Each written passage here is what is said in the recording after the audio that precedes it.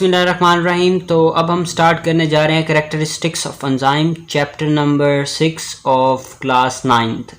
इसमें ये स्टेटमेंट पहले कर लेते हैं। स्टेटमेंट 1 है, मैं आपको फिर से ये बात बता दूं कि ये चैप्टर बहुत ज़्यादा कंसेप्चुअल है और बहुत ज़्यादा इंपॉर्टेंट है। इसमें से बहुत से SCQ यानी शॉर्ट क्वेश्चंस आते हैं और MCQs आते हैं। तो स्टार्ट करते हैं। वो कहता है ऑल एंजाइम्स आर कैटलिस्ट। ये इस बात सही है, या ऑल कैटलिस्ट आर एंजाइम, कि जितने भी दुनिया में कैटलिस्ट हैं वो क्या सारे के सारे एंजाइम होंगे? ये बात गलत है। जितने भी एंजाइम हैं वो कैटलिस्ट हैं, वो स्पीड अप करते हैं चीज़ों को। लेकिन जो भी यानी कि जितने एंजाइम हैं, जो एंजाइम सब के सब जो हैं कैटलिस्ट हैं, ठीक है।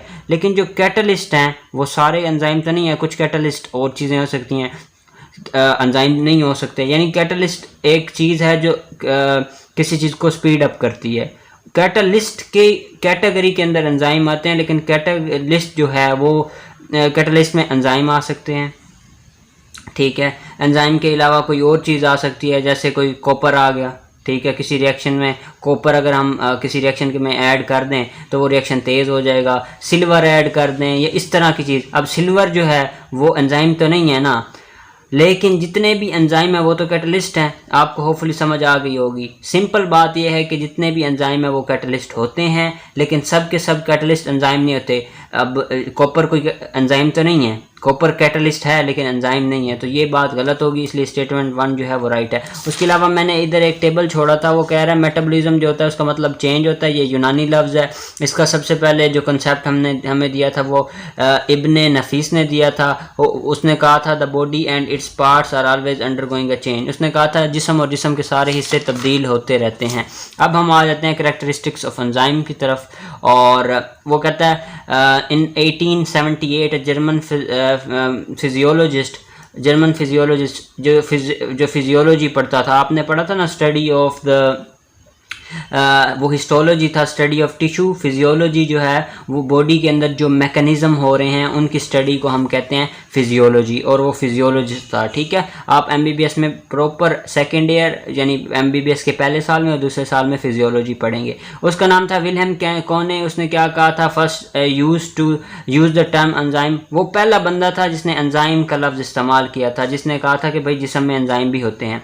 द एंजाइम आर ग्लोबुलर मतलब गोलू मोलू होते हैं, यानी गोल गोल होते हैं, गोल गोल प्रोटीन होते हैं, ठीक है। Like protein enzyme are made up of long, जैसे प्रोटीन होते हैं यार, प्रोटीन जो होते हैं वो अमाइनो एसिड से मिलके बनते हैं। A for amino, A for acid, amino acid से मिलके बनते हैं। वो कहता है प्रोटीन लंबे होते हैं और इस तरह अमाइनो एसिड चेन में पड़े होते हैं, ठीक है, और दरमियान में उनके पेप्टाइड बॉन्ड होता है, ठीक है। इस तरह पड़े होते हैं चेन के अंदर। ये एक प्रोटीन होता है, उसमें ना कितने ज़्यादा इस तरह अमाइनो एसिड पड़े होते हैं, ठीक हो गया।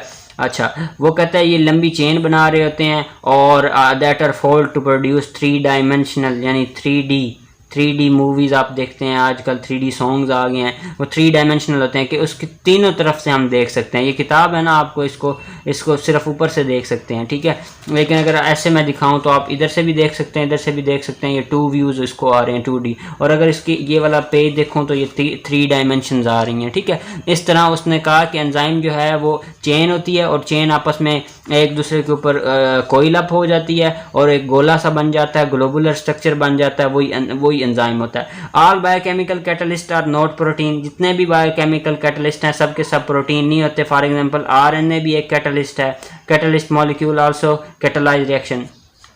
अब RNA जो है वो एंजाइम थोड़ी है, वो एंजाइम तो नहीं है ना, लेकिन ये कैटलिस्ट है, ठीक हो गया। ये उसने इस बात की वजाहत के तौर पे इधर ये टेबल दे दिया है। वो कहता है अब ये बहुत बहुत बहुत इंपॉर्टेंट है। इसमें से आ जाते हैं कि आप करैक्टरिस्टिक्स लिखें एंजाइम की। आपने यहाँ से करैक्टरिस्टिक्स स्टार्ट करनी है। सबसे पहले लिखना है कि एंजाइम क्या होता है। ग्लोबुलर स्ट्रक्चर है, ठीक है। ये एंजाइम की डेफिनेशन के तौर पर भी आप इसको कर सकते हैं कि enzyme are globular protein like protein. Enzyme are made up of long linear मतलब स्ट्रेट सीधी चेन होती हैं, और वो पे चेन आपस में फोल्ड हो जाती हैं, ठीक है, कोइल अप हो जाती हैं, और 3 डायमेंशनल स्ट्रक्चर बन जाता है। ये एक चेन है ना, ये फिर इस तरह जो है ना, इस तरह आपस में कोइल हो जाएगी, ठीक है। जैसे वो पतंग की डोर को आप इस तरह कोइल अप करते हैं, ये कोइल अप हो जाएगी, और ये करैक्टरिस्टिक की तरफ और ये ग्लोबुलर स्ट्रक्चर बन जाएगा।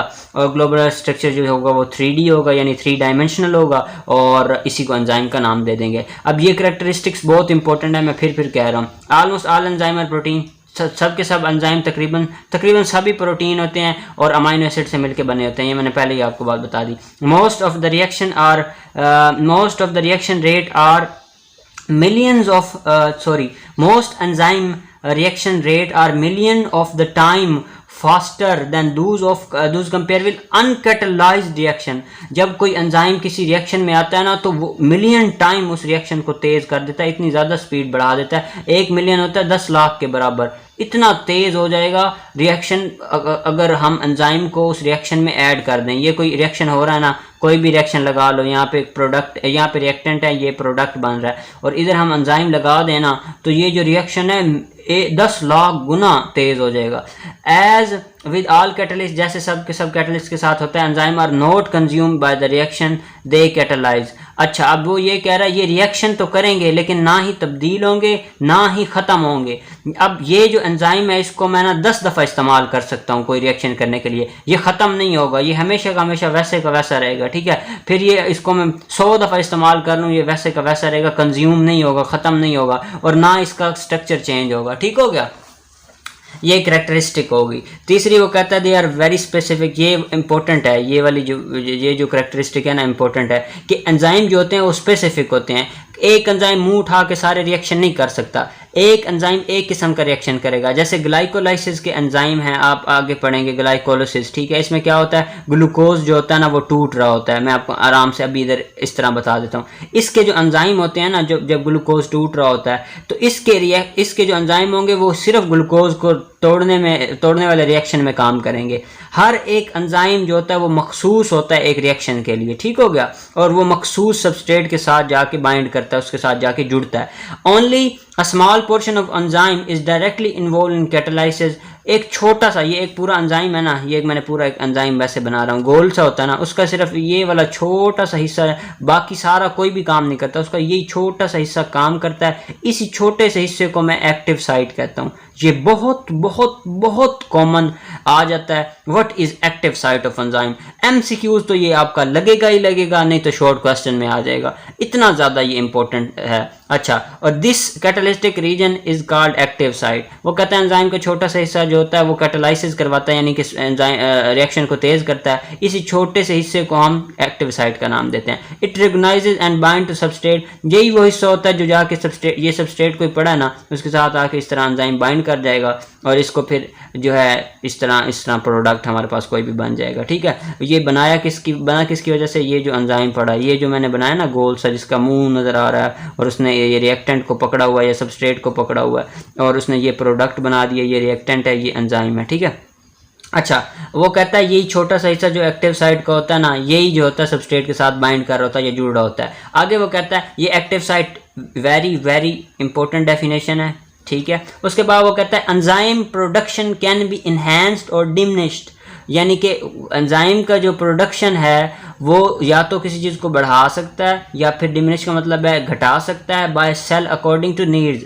अच्छा, अब हम क्या करेंगे, सेल को ना, सेल के अंदर कोई रिएक्शन हो रहा है, उससे ना वो रिएक्शन ज़्यादा तेज़ चाहिए तो वो एंजाइम बनाना शुरू कर देगा सेल, और रिएक्शन जो है वो तेज़ हो जाएगा। इसी तरह अगर सेल को ज़्यादा रिएक्शन नहीं चाहिए, वो रिएक्शन जो है बहुत ज़्यादा हो गया, सेल क्या करेगा, एंजाइम प्रोडक्शन को कम कर देगा, यानी एंजाइम बनाना कम कर देगा। सेल के अंदर बनते हैं ना एंजाइम, तो सेल एंजाइम बनाना कम कर देगा, एंजाइम कम होंगे तो रिएक्शन जो है वो स्लो हो जाएंगे और रिएक्शन हो नहीं पाएंगे। इसी तरह एंजाइम जो सेल होगा अपनी नीड्स के मुताबिक, अपनी ज़रूरियात के मुताबिक जितने भी रिएक्शन होगा वो करेगा।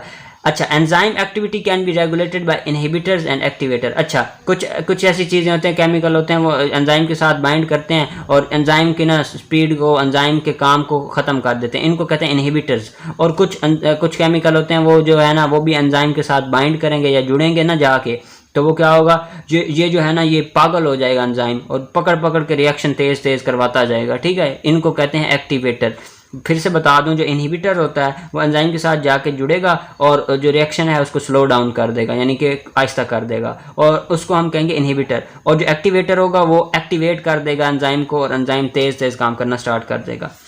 अच्छा, अब इसमें इस करेक्ट ये बहुत ज़्यादा इंपॉर्टेंट है, ये वाला पॉइंट भी, ठीक है। ये मैंने आपको अभी तक 3 पॉइंट जो हैं वो बताया इंपॉर्टेंट है, ये सबसे इंपॉर्टेंट है, ये एक्टिव साइट वाला भी पॉइंट इंपॉर्टेंट है। अब मेरी बात सुने, ये वाला जो पॉइंट है ना, ये आपने लाजमी करना है, क्योंकि इसमें ना ढेर सारी डेफिनेशन है। एक को फैक्टर है, एक प्रोस्टैटिक ग्रुप है, एक को एंजाइम है। लोग एंजाइम, को एंजाइम, प्रोस्टैटिक ग्रुप, को फैक्टर और को एंजाइम को मिक्स कर देते हैं, कंफ्यूज कर देते हैं, ठीक है ना। इस चीज़ को आपने कंफ्यूज नहीं करना। मैं आपको गारंटी दे सकता हूँ, अगर आप ये करेक्टरिस्टिक कर लेते हैं और एंजाइम की डेफिनेशन कर लेते हैं, आपका एमसीक्यूज एक आपका शॉर्ट क्वेश्चन ज़रूर सॉल्व होगा, ये मेरी गारंटी है, ठीक है। ये मेरा इतना एक्सपीरियंस है, मैं एमबीबीएस कर रहा हूँ, इतना तो मुझे पता ही चल गया, एमडी कैट भी दिया मैंने, मुझे सारा पता है। ये मैं आपको दावे से कह सकता हूँ, एक्टिव साइट, ठीक है, को फैक्टर, प्रोस्थेटिक ग्रुप, को एंजाइम, एंजाइम या हमारे पास एक्टिवेशन एनर्जी, इसमें से कोई ना कोई एक शॉर्ट क्वेश्चन या एमसीक्यू ज़रूर आएगा आपका पेपर में इन चीज़ों में से ना,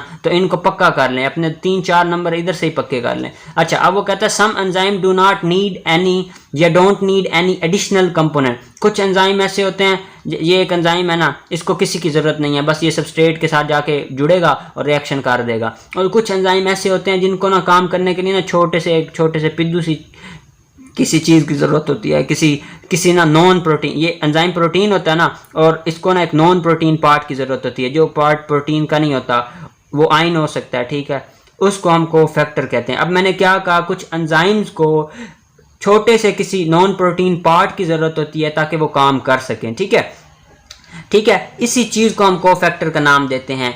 मैं फिर से आपको बता रहा हूँ, एक एंजाइम, ये क्योंकि ये इंपॉर्टेंट है, एक एंजाइम के पास नॉन प्रोटीन पार्ट होता है जिसके साथ वो मिलता है तो फिर वो अपना काम पूरी तरीके से कर सकता है। जैसे वो नहीं कहते कि मैं तुम्हारे बगैर अधूरा हूँ, तो इसी तरह बेचारे कुछ एंजाइम होते हैं, कुछ तो कोई तो जो होते हैं लापरवाह एटीट्यूड वाले होते हैं, एटीट्यूड वाले, वो उनको कोई चीज़ ज़रूरत नहीं होती, वो अपना काम कर लेते हैं। लेकिन कुछ बेचारे ऐसे नाजुक किस्म के एंजाइम होते हैं, आप समझ रहे हैं ना, उनको क्या होता है, उनको ज़रूरत होती है किसी ना छोटे से पोर्शन की, वो काम कर अपने पूरे काम करने के लिए उनको किसी बेचारे छोटे से ना सपोर्ट की ज़रूरत होती है, मोटिवेशन की ज़रूरत होती है। और वो मोटिवेशन क्या होती है, आयंस वगैरह होते हैं, इन्हीं को कोफैक्टर का नाम देते हैं। जो एंजाइम के साथ नॉन प्रोटीन पार्ट लगा होता है ना, उसको हम कोफैक्टर का नाम देते हैं, ठीक हो गया।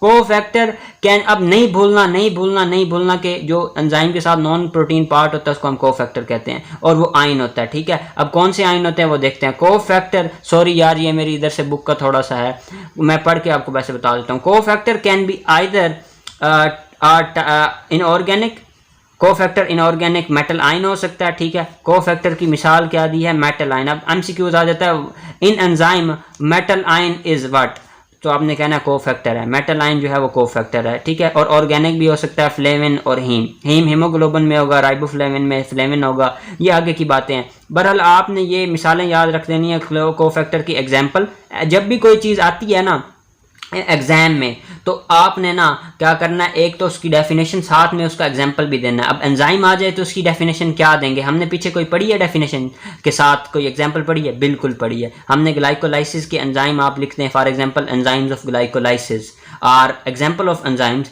एंड पेप्सिन हमने पढ़ा जो स्टमक के अंदर होता है, वो भी पेप्सिन, ये रहा, ये पेप्सिन एक एंजाइम का नाम है, ठीक है।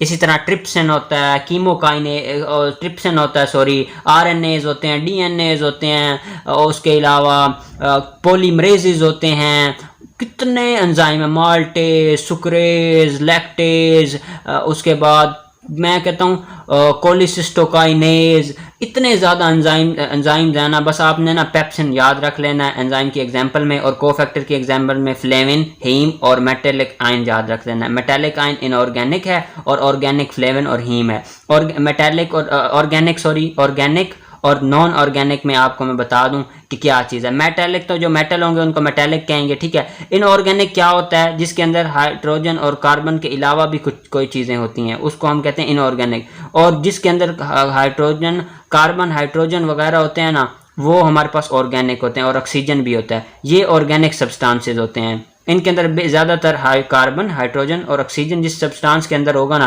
फ्लेविन और हीम के अंदर ज़्यादातर कार्बन, हाइड्रोजन, ऑक्सीजन वगैरह इस तरह की चीज़ें होती है, इनको हम ऑर्गेनिक कहेंगे। जिनके अंदर कार्बन, हाइड्रोजन, ऑक्सीजन नहीं होता, दूसरी चीज़ें होते हैं, उनको हम इनऑर्गेनिक कहते हैं। जैसे मेटल हो गया, ठीक है, उनके अंदर कार्बन कहाँ से आ गया, ठीक है। उनको हम मेटेलिक कहेंगे, ठीक है। अब हम आगे आ जाते हैं। If organic cofactor is tightly bound to enzyme are called prosthetic group. अब ये बात समझने वाली है। वो कहता है difference between cofactor and prosthetic group. Cofactor क्या है और प्रोस्थेटिक ग्रुप क्या है, ये सारे शॉर्ट क्वेश्चंस हैं असल में।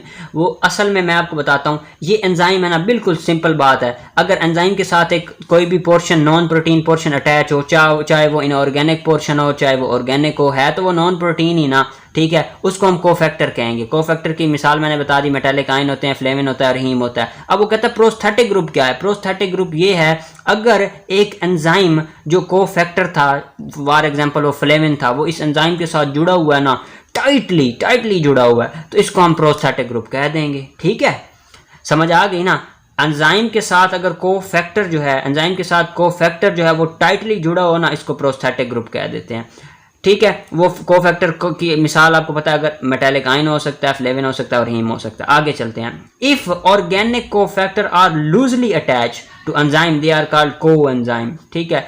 अगर ये जो कोफैक्टर है ये एंजाइम के साथ लूजली अटैच हो, ढीला ढीला हुआ हो, मतलब इतना ज़्यादा ज़ोर से अटैच ना हो, मतलब इधर देख लेना आराम से, मतलब थोड़ा सा ऐसे ही बस उसके साथ चिपका हुआ, इतना ज़ोर से नहीं चिपका हुआ, उसको हम को एंजाइम का नाम देंगे। को एंजाइम असल में कोफैक्टर ही है, लेकिन वो ढीला यानी कि लूज अटैच है। जैसे बंदे को जुराबें लूज होती हैं, आपको मैं क्या कैसे अब इतना डीप समझा सकता हूँ, ठीक है। मैं अपने से कॉन्सेप्ट आपको फुल देने की कोशिश करता हूँ, होपफुली आपको कॉन्सेप्ट आते होंगे। और अगर आपको आते हैं तो मुझे यार सपोर्ट किया करो और मुझे सब्सक्राइब किया करो, ताकि मैं आपके लिए वीडियो बना सकूँ, मुझे मोटिवेशन आए और मैं आपका जो कंप्लीट कोर्स जो है अपलोड कर दूँ। अच्छा, अब आपको पता चल गया कोफैक्टर जो है इनऑर्गेनिक है, ये कोफैक्टर जो है वो नॉन प्रोटीन पार्ट है, एंजाइम के साथ अटैच होता है। अगर वो यही कोफैक्टर अगर टाइटली अटैच हो जाए तो उसको प्रोस्थेटिक कह देंगे, प्रोस्थेटिक ग्रुप कह देंगे। और कोफैक्टर अगर लूजली अटैच हो जाए तो उसको कोएंजाइम कह देंगे। ये तीन डेफिनेशन वेरी इंपॉर्टेंट है। अच्छा, coenzyme transport chemical from one type of enzyme to other type of enzyme. अब इसके बाद क्या कह रहा है, जो कोएंजाइम है ना, कोएंजाइम उसका काम क्या होता है कि एक जगह से कोई चीज़ उठाएगा, केमिकल ग्रुप को उठाएगा, यानी कि ये यार देखो ये है एक केमिकल ग्रुप, कार्बन और ऑक्सीजन डबल बॉन्ड होना ना, ये केमिकल ग्रुप है। अभी आपके लिए ये बातें बहुत कॉम्प्लिकेटेड हैं, बस आप ये याद रख लें। ये जो है ना हमारे पास कार्बोक्सिलिक ग्रुप है, इसको हम कार्बोक्सिलिक ग्रुप कहते हैं, ठीक है। ये कार्बोक्सिलिक ग्रुप जो है वो उसमें कार्बन और ऑक्सीजन होता है। कोएंजाइम का काम क्या है, इधर से ये वाला ग्रुप उठाएगा और इसको किसी और के साथ अटैच करवा देगा। बेसिकली क्या करेगा, एक ग्रुप को उठाएगा का जो एटम्स वगैरह का कोई ग्रुप होगा उसको उठा के दूसरी जगह पे ले जाएगा, दूसरी जगह पे ट्रांसफर कर देगा। Some important vitamin riboflavin, thiamine and folic acid act as coenzyme. ये बहुत इंपॉर्टेंट बात है। वो कहता है कुछ राइबोफ्लेविन, थायामीन और ये क्या करते हैं, जैसे फोलिक एसिड है, ये क्या करेगा, ये हमारे पास ना काम कर रहा होता है जहाँ पे हमारे पास बेसिस बन रही होती है। डीएनए का जब प्रोडक्शन जहाँ पे हो रही होती है वहाँ पे फोलिक एसिड होता है। जहाँ पे हमारे रेड ब्लड सेल्स होते हैं वहाँ पे फोलिक एसिड होता है। तो ये एक ग्रुप को उठा के दूसरे ग्रुप की तरफ लेके जा रहा होता है। फोलिक एसिड बड़ा इंपॉर्टेंट है। इसी तरह थायामीन जो है ये इंपॉर्टेंट है। इसी तरह राइबोफ्लेविन ये इंपॉर्टेंट है। ये ग्रुप्स को एक ग्रुप को उठा के दूसरे ग्रुप को उठा के दूसरी जगह पे ले जाते हैं। ठीक हो गया, ये उनकी मिसाल है। ये किसकी मिसाल है, कोएंजाइम की मिसाल है। ठीक है, कोएंजाइम असल में होता क्या है, कोफैक्टर होता है लेकिन लूजली अटैच्ड होता है। Several enzyme can work together, बहुत सारे एंजाइम जो हैं, ढेर सारे एंजाइम आपस में इकट्ठे मिलकर काम कर सकते हैं in a specific order creating a metabolic pathway. अच्छा वो कहता है in the metabolic pathway one enzyme take the product of another enzyme as a substrate after the reaction and pass by. मैं आपको ऐसे बता देता हूँ, ये एक रिएक्शन है, इसमें ये रिएक्टेंट था। अभी मैं आपको बताता हूँ, एक्सप्लेन करता हूँ, एक मिनट। ठीक है, अब वो कहता है कुछ रिएक्शन ऐसे होते हैं जिनमें एक रिएक्शन नहीं हो रहा होता, एक सीरीज होती है रिएक्शन की ना, ढेर सारे रिएक्शन होते हैं। ये एक रिएक्शन है, ये दो रिएक्शन है, ये तीन रिएक्शन है, ये चार रिएक्शन है। अच्छा, वो कह रहा है कि कुछ रिएक्शन ऐसे होते हैं जिसमें एंजाइम जो होता है ना ग्रुप में काम करते हैं। ये एंजाइम नंबर 1, इसको E1 कह देता हूँ, इसको E2 एंजाइम 2 है, ये E3 है एंजाइम 3 है। आप MBBS में इस तरह पढ़ेंगे, E4 है, ये 4 एंजाइम है। इसको एंजाइमेटिक चेन भी आप कह सकते हैं। ठीक है, पहले A सबस्ट्रेट था, वो एंजाइम 1 के साथ जुड़ा और प्रोडक्ट B में कन्वर्ट हो गया। अब ये जो है ये इस E2 यानी रिएक्शन नंबर 2 का सबस्ट्रेट है, ये प्रोडक्ट नहीं है। अब B जो है वो C में कन्वर्ट हो रहा है, ठीक है, C फिर D में कन्वर्ट हो रहा है, किसकी मदद से? एंजाइम नंबर 3 से। एंजाइम नंबर 3 जो है वो D में इसको कर C को D में कन्वर्ट कर रहा है। अब जो D है वो रिएक्टेंट है रिएक्शन नंबर 4 का, रिएक्टेंट या सबस्ट्रेट है रिएक्शन नंबर 4 का, और एंजाइम नंबर 4 जो है ये काम करवा रहा है, ठीक है। और ये E1, E2, E3, E4 ये ग्रुप में काम कर रहे हैं। इसने ये कहा one enzyme take the product, ये जो एंजाइम है E2 ये E1 का जो प्रोडक्ट है इसको लेगा सबस्ट्रेट के तौर पे और इसको प्रोडक्ट में चेंज कर देगा। अब E3 है इसको सबस्ट्रेट के तौर पे लेगा और प्रोडक्ट में चेंज कर देगा। E4 जो है E3 का प्रोडक्ट लेगा और इसको सबस्ट्रेट के तौर पे ये सबस्ट्रेट होगा E4 का और इसको प्रोडक्ट में चेंज कर देगा। इसी को मेटाबॉलिक पाथवे कहते हैं, ठीक हो गया। यूजेस ऑफ एंजाइम कर लेते हैं और वीडियो को एंड करते हैं। यूजेस ऑफ एंजाइम क्या है? एंजाइम के बहुत सारे यूजेस हैं इंडस्ट्री के अंदर, केमिकल रिएक्शंस के अंदर। फूड इंडस्ट्री में एंजाइम कहाँ पे काम आते हैं? वो कहता है जो हमारे पास स्टार्च है ना उसको ब्रेक करते हैं सिंपल शुगर के अंदर, used in the production of white bread and buns. जो हम बन्स खाते हैं डबल रोटियां वगैरह, उसके अंदर जो है हम फूड इंडस्ट्री, वो फूड ही है ना, उसके अंदर हम एंजाइम को इस्तेमाल करते हैं। बेवरिंग इंडस्ट्री, वो जो हमारे पास ड्रिंक्स होती हैं अल्कोहल शराब वगैरह, उसके अंदर उस इंडस्ट्री के अंदर भी हम एंजाइम का इस्तेमाल करते हैं। वो कहते हैं एंजाइम ब्रेक करता है स्टार्च को और प्रोटीन को, एंजाइम तोड़ देते हैं स्टार्च को और प्रोटीन को। स्टार्च है ना बड़ा कॉम्प्लेक्स स्ट्रक्चर होता है, इसको हम तोड़ के ना, ठीक है, ये असल में कार्बोहाइड्रेट है, इसको तोड़ के ना छोटे छोटे टुकड़ों में कन्वर्ट करते हैं और इनको ना फिर इनको ना हम फूड इंडस्ट्री में इस तरह इस्तेमाल करते हैं। बेवरिंग इंडस्ट्री में भी इसी तरह इस्तेमाल करते हैं। एंजाइम क्या करते हैं? स्टार्च को तोड़ते हैं और प्रोटीन को तोड़ते हैं, ठीक है, और जो प्रोडक्ट होते हैं उनको यीस्ट के साथ फर्मेंट कर लेते हैं। यीस्ट खुम्बी को कहते हैं, यीस्ट यार वो यीस्ट खुम्बियाँ जो होती हैं वो तो मशरूम होते हैं, यीस्ट होती है यार अब छोटे छोटे ग्रीन कलर के दाने होते हैं जो हम पिज़्ज़ा वगैरह में डालते हैं, वो यीस्ट होती है, बन के अंदर डालते हैं उसको फुलाने के लिए, ठीक है, वो यीस्ट होती है।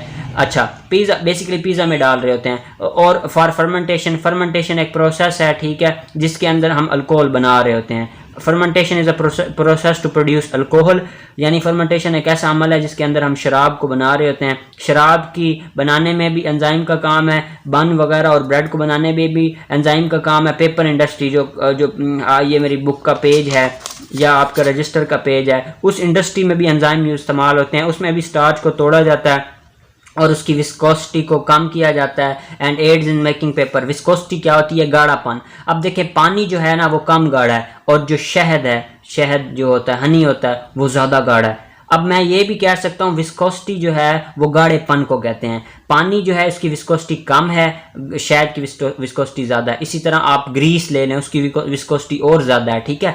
तो इस तरह की जो लिक्विड होते हैं ना उनकी हम विस्कोसिटी देखते हैं। पानी की विस्कोसिटी जो है कम है, मरकरी की विस्कोसिटी ज़्यादा है और वो मरकरी जो है हैवी मेटल होता है, ठीक है। शहद की इस तरह विस्कोसिटी ज़्यादा है। शायद आप देखेंगे ना घना घना, मतलब वो गाढ़ा गाढ़ा होता है, लेकिन पानी जो है वो इतना गाढ़ा नहीं होता।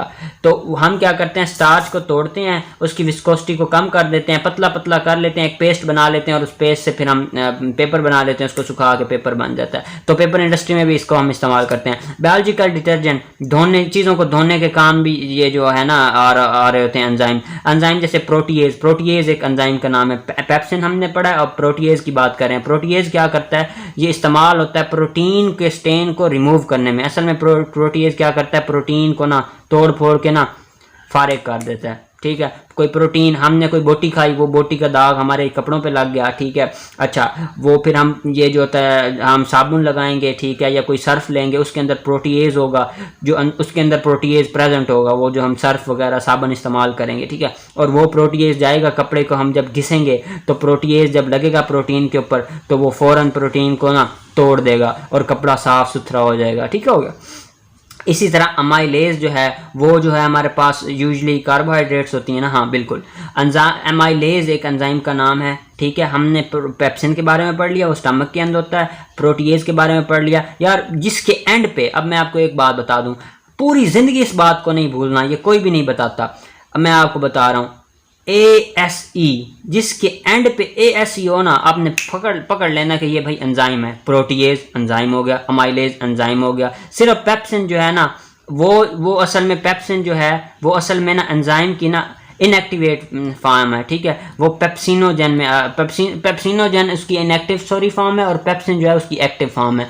ये सिर्फ इसके अलावा तकरीबन जो एंजाइम होते हैं ना उनको वो जो होते हैं ना एंड पे उनके एज आता है, ठीक है, एज ये याद रखना है। प्रोटीएज, अमाइलेज, स्ट्रेप्टोकाइनेज, उसके बाद क्या मैं आपको बताऊं, कोलिसिस्टोकाइनेज, जितने भी एंजाइम है, माल्टेज, ठीक है, सुक्रेज, ये सारे के सारे जो है ना एंजाइम है, ठीक है। उसके बाद आ गया वो कहता है अमाइलेज जो होता है उसको भी डिश वॉशिंग में इस्तेमाल करते हैं, जो डिशें होती हैं बर्तन वगैरह उनको धोने में, जो उनके ऊपर कार्ब्स लगी होती है यानी स्टार्च लगी होती है। रेजिड्यू का मतलब होता है जो छोटे मोटे चीज़ें रह जाते हैं, दाग धब्बे रह जाते हैं, रेजिड्यू उसको कहते हैं, बच्चे खुच्चे जो चीज़ें होती हैं उनको भी रिमूव करने में हम इस्तेमाल करते हैं एंजाइम को। ये एंजाइम के यूजेस आ गए। Thank you so much. Video अच्छी लगे तो सब्सक्राइब जरूर कीजिएगा। नेक्स्ट मिलते हैं factor affecting the rate of enzyme action.